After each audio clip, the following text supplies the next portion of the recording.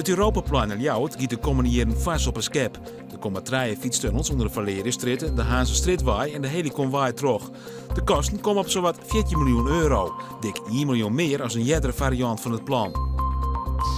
Van het half in Ljouwert zien natuurlijk de hege beroepszaak. Zien de vrouwen verdachten van een oerval op een huis in Jesterwoude. De bewoners zullen daarbij mishandelen wezen.